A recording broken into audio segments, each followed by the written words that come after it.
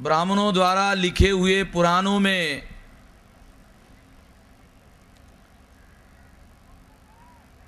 आप लोगों ने सुना होगा कि समुद्र मंथन हुआ था। ब्राह्मण हमको बताते हैं कि एक समुद्र मंथन हुआ था और इस समुद्र मंथन से अमृत निकला था, ऐसा ब्राह्मण हमको बताते हैं। पता नहीं अमृत निकला था या विष निकला था, ये तो हम नहीं जानते हैं, मगर मेरा ये मानना है कि गांधी जी की हत्या क्यों हुई, इस पर हम जो चर्चा कर रहे हैं, हम जो मंथन कर रहे हैं, हम जो विचार मंथन कर रहे हैं, इस विचार मंथन से मेरी ये मान्यता है कि इसमें जरूर अमृत निकलेगा। समुद्र मंथन से अमृत निकला था या नहीं निकला था मैं तो नहीं जानता हूं, मगर मेरे पास जो थोड़ी बहुत समझ है, मैं उसके पूर्वानुमान को आधार मानकर चलता हूं। तो इस हिसाब से जब मैं सोचता हूं कि जब इस पर हम मंथन करेंगे तो जरूर इस पर इससे अमृत निकलेगा। जब हमने गुजरात में गांधीनगर, जो गुजरात का पाटनगर है, राजधानी है, वहां हमने फरवरी में एक दिन का सम्मेलन रखा। उसमें गांधी जी की हत्या क्यों हुई, इस पर हमने चर्चा की। गांधी जी का वध क्यों हुआ, ये हमारा सब्जेक्ट नहीं है, क्योंकि हम ब्राह्मणों की तरफ से नहीं सोच रहे हैं, अपनी तरफ से सोच रहे हैं।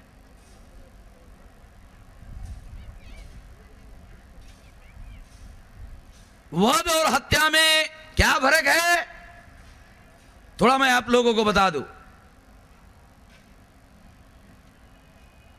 जायज हत्या, अगर आप किसी हत्या को जायज ठहराना चाहते हो, हत्या भी करते हो, हत्या तो जायज नहीं होती है, ये तो बहुत बड़ा संगीन अपराध होता है। मगर इतने बड़े संगीन अपराध को भी अगर आप जायज ठहराना चाहते हो, तो ब्राह्मणों के साहित्य में जो हत्या जायज होती है उसको वो वध कहते हैं, कंसवध। ध्यान रखना, ये ब्राह्मण हत्या करना बहुत गंभीर अपराध है, सबसे ज्यादा गंभीर अपराध है। मगर जिस हत्या को जायज ठहराना है तो उस हत्या को हत्या नहीं कहना, उस हत्या को वध कहो। वध कहो तो वो हत्या धार्मिक रूप से जायज हत्या मानी जाती है। वध का अर्थ है जायज हत्या, उसका जो अर्थ है एग्जैक्टली वो ये। इसलिए हम गांधी जी की हत्या को जायज हत्या नहीं मानते हैं। हम गांधी जी की हत्या का समर्थन करने के लिए ये सब्जेक्ट नहीं रखा। हमने गांधी जी की हत्या का समर्थन करने के लिए सब्जेक्ट नहीं रखा। जब हमने सब्जेक्ट रखा गांधीनगर में तो बड़ी व्यापक प्रतिक्रिया हुई और लोगों ने चर्चा की। कुछ लोगों ने कहा, अरे गड़े मुर्दे क्यों उखाड़ते हो, लोगों ने कहा, ए गड़े मुर्दे क्यों उखाड़ते हो। एक कार्यकर्ताओं ने मुझे बताया, तो मैंने बताया बाबरी मस्जिद का मुर्दा क्यों उसने उखाड़ा, क्या वो जिंदा थी? 150 साल से उस मस्जिद में कोई नमाज नहीं पढ़ रहा है, क्या वो मस्जिद जिंदा है?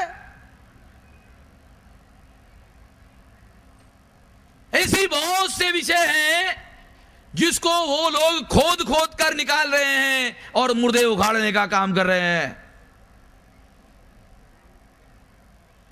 मगर मैं आप लोगों को बताना चाहता हूं, मुर्दे उखाड़ने वाला जो मुहावरा है, उस मुहावरे को बाबा साहब अम्बेडकर क्या कहते हैं? जिसको लोग गड़े मुर्दे उखाड़ने की बात कहते हैं, उसको बाबा साहब अम्बेडकर के शब्दों में अगर कहा जाए तो क्या कहते हैं? जो कौम अपना इतिहास नहीं जानती। इसी बात को देखो बाबा साहब अम्बेडकर क्या कहते हैं, जो कौम अपना इतिहास नहीं जानती है वो अपना भविष्य निर्माण नहीं कर सकती।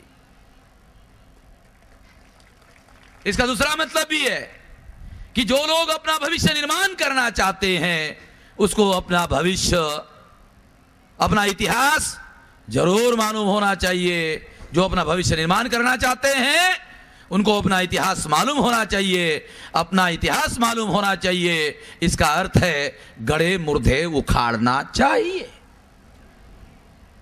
इसका अर्थ है गड़े मुर्दे उखाड़ना चाहिए।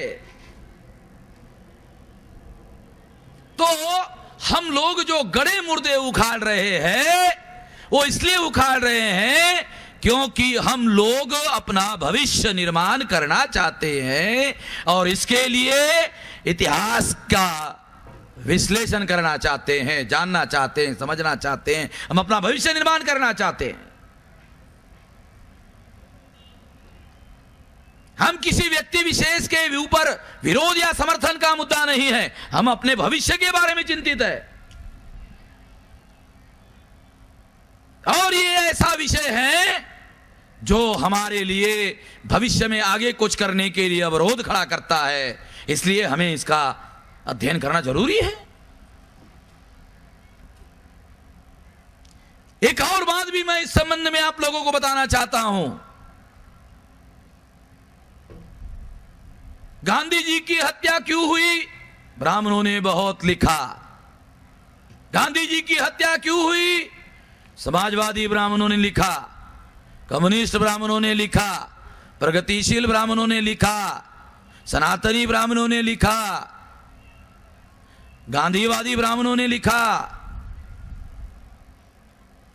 यानी शाकाहारी ब्राह्मणों ने लिखा, मांसाहारी ब्राह्मणों ने लिखा, मछली खाए ब्राह्मणों ने लिखा, मटन खाए ब्राह्मणों ने लिखा, मुर्गी खाए ब्राह्मणों ने लिखा। हर तरह के ब्राह्मणों ने, हर तरह के लोगों ने गांधी जी की हत्या क्यों हुई लिखा। मुसलमानों ने लिखा गांधी जी की हत्या क्यों हुई, यानी हर लोगों ने लिखा, हर एक ने गांधी जी की हत्या क्यों हुई लिखा। मैंने बहुत सारा साहित्य पढ़ा, मगर मैंने गांधी जी की हत्या क्यों हुई, बाबा साहब आम्बेडकर के किसी भक्त ने, किसी अनुयायियों ने इस पर कुछ नहीं लिखा। तो मैंने सोचा था एक अधूरा सब्जेक्ट है, इस पर आम्बेडकरवादी दृष्टिकोण से भी कुछ बोला जाना चाहिए, कुछ लिखा जाना चाहिए, ताकि आम्बेडकरवादी दृष्टिकोण से इसकी भी व्याख्या की जानी चाहिए। तो हमने सोचा इस पर एक आम्बेडकरवादी दृष्टि होनी चाहिए। चलो आम्बेडकरवादी दृष्टि होनी चाहिए। आम्बेडकर से, बाबा साहब आम्बेडकर की प्रतिक्रिया से शुरू करते हैं। गांधी जी की जब हत्या हुई तो बाबा साहब आम्बेडकर का फिल्म जब कांग्रेस ने बनाया, जब्बार पटेल ने बनाया। जब्बार पटेल एक नंबर का नालायक आदमी, ध्यान रखना। मैंने उसके खिलाफ, बाबा साहब आम्बेडकर का जो फिल्म लिखी गई है उसके ऊपर मैंने 50 पेज का किताब लिखा कि उन्होंने बाबा साहब आम्बेडकर की बदनामी करने का कैसे षड्यंत्र कांग्रेस ने किया, उस षड्यंत्र में जब्बार पटेल कैसे शामिल था। ये जब्बार पटेल बाबा साहब आम्बेडकर का अच्छा काम कर रहा, इसलिए बहल साहब ने, गौतम चक्रवर्ती ने उधर लंदन में उनकी बड़ी सेवा की। अब उनको क्या मालूम था, साला बदमाश आदमी है।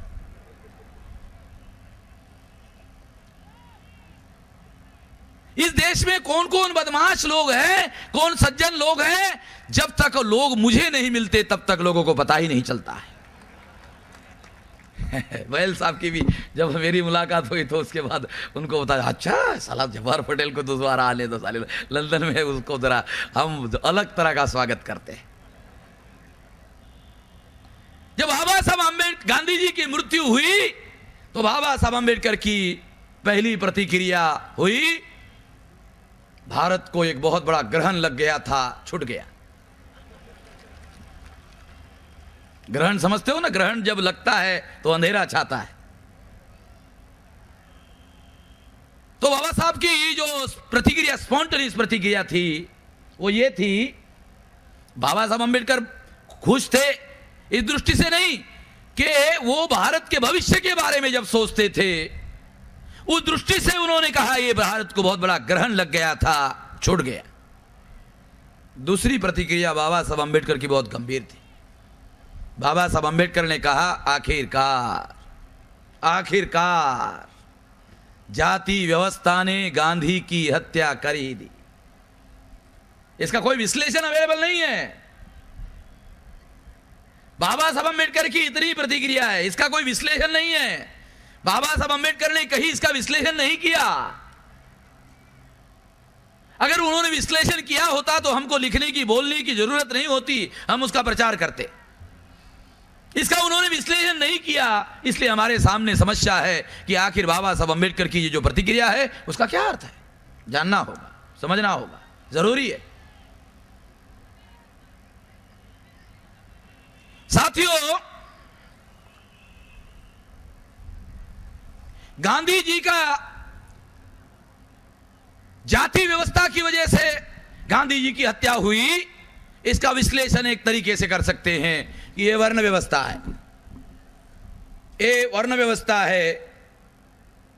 एक बार बाबा साहब अंबेडकर ने गांधी जी को ही पूछा, गांधी जी आप कौन सी वर्ण व्यवस्था में यकीन करते हो? ये आपकी वर्ण व्यवस्था ऐसी आड़ी है या खड़ी है? कौन सी वर्ण व्यवस्था में आप यकीन करते हो? गांधी जी को लगा अंबेडकर बहुत विद्वान आदमी, बहुत चतुर आदमी, वो फंसा देगा। अगर मैं कहूं कि मैं ऐसे आड़ी वर्ण व्यवस्था में यकीन करता हूं तो वो कहेगा कि वर्ण व्यवस्था आड़ी नहीं है, कैसे यकीन करते हो? और जब अगर मैं कहूंगा कि वर्ण व्यवस्था खड़ी है तो कहेगा इसका मतलब विषमता का समर्थन करते हो।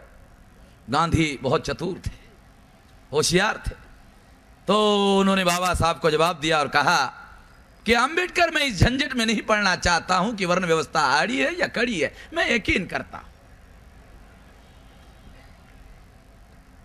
बहुत बनिया बहुत होशियार था। बनिया अनपढ़ भी बहुत होशियार होता है। गांधी जी तो बैरिस्टर था, बनिया अनपढ़ भी बहुत होशियार होता है। गांधी जी तो बैरिस्टर था, मैट्रिक बैरिस्टर था। जवाहरलाल नेहरू ग्रेजुएट बैरिस्टर था, बाबा साहब अंबेडकर ग्रेजुएट बैरिस्टर था, सरदार वल्लभ भाई पटेल ग्रेजुएट बैरिस्टर था, विट्ठल भाई पटेल ग्रेजुएट बैरिस्टर था, doctor Rajendra Prasad graduate barrister था, गांधी जी मैट्रिक बैरिस्टर था। अगर मेरा बस चलता तो गांधी जी का वो प्लस कर देता और इज्जत बचा देता। मगर प्लस करने से, मार्क्स को प्लस करने से क्या होता है?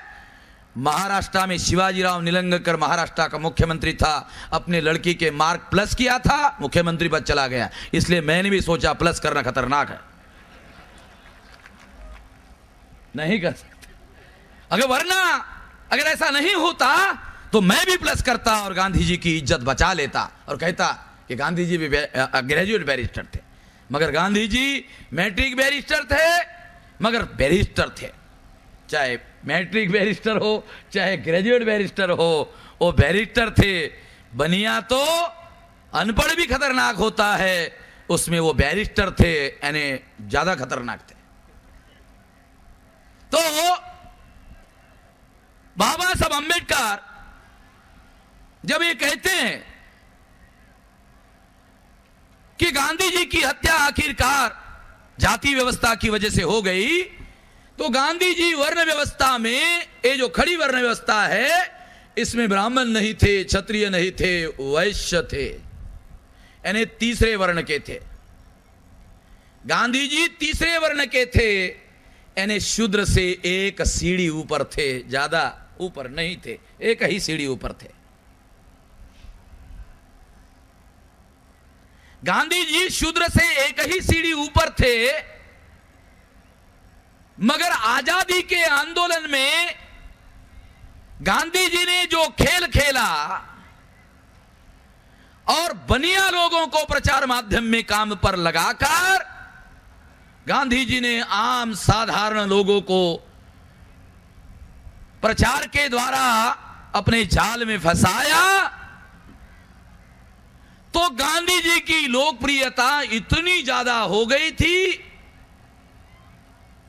इतनी ज्यादा हो गई थी कि बहुत बार ब्राह्मण भी गांधी जी को धर्म के बारे में सलाह मांगने के लिए उसके पास जाते थे।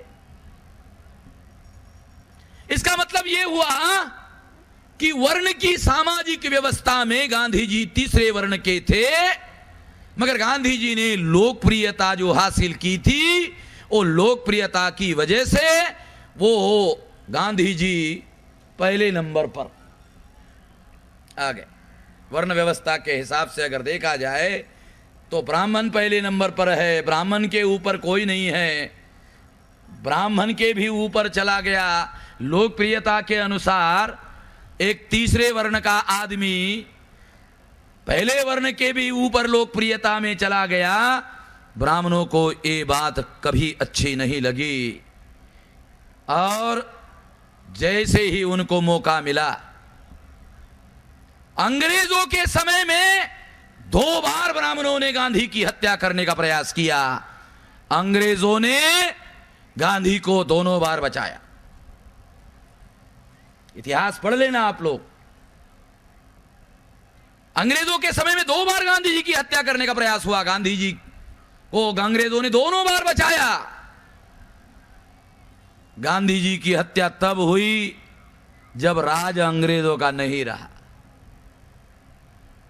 और गांधी जी का पट शिष्य सरदार वल्लभ भाई पटेल भारत का home minister, deputy prime minister बना और होम डिपार्टमेंट सरदार वल्लभ भाई पटेल के नियंत्रण में आया। उसके बाद गांधी जी की हत्या का जो षड्यंत्र किया गया, उसमें गांधी जी मारे गए। ये बात हम लोगों को समझना जरूरी है।